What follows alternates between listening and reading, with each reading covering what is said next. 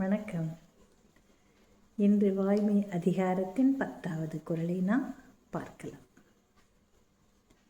போன தடவை என்ன சொன்னேன்?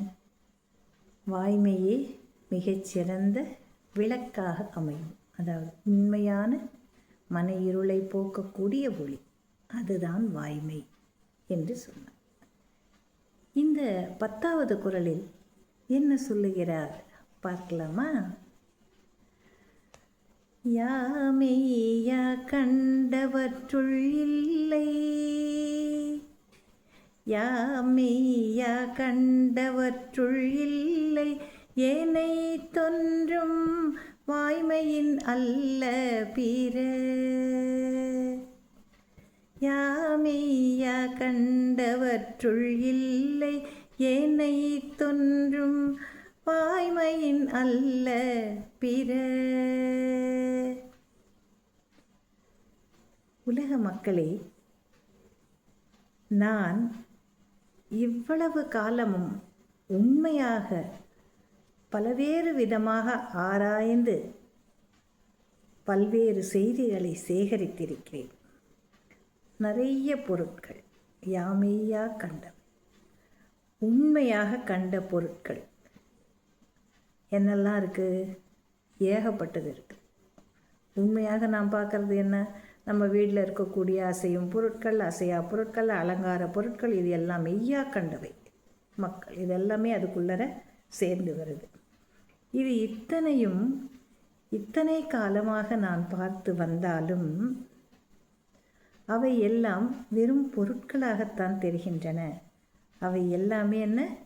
வெறும் ஜட பொருட்கள், உயிரற்ற பொருட்களாக மட்டுமே என்னுடைய கண்ணுக்கு தெரிகின்றன.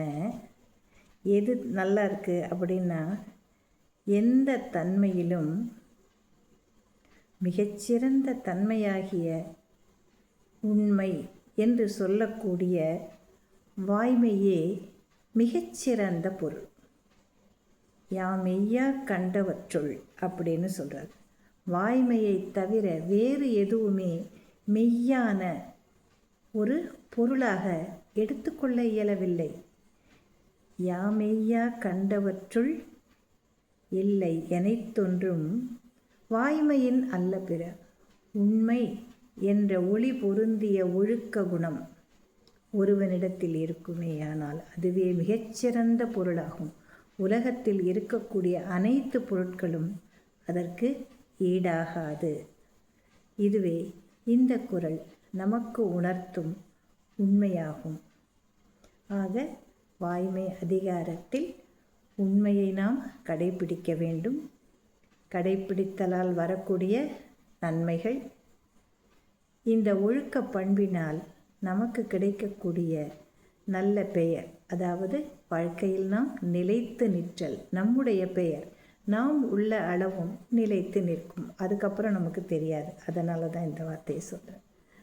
ஆக இந்த வாய்மை குறள் அதிகாரம் நமக்கு பல்வேறு விதமான கருத்துக்களையும் உண்மைகளையும் பொதித்து நம்மை நல்வழிப்படுத்துவதற்காக அமைந்திருக்கிறது என்பதை நாம் உணர்ந்து செயல்படுவோமாக.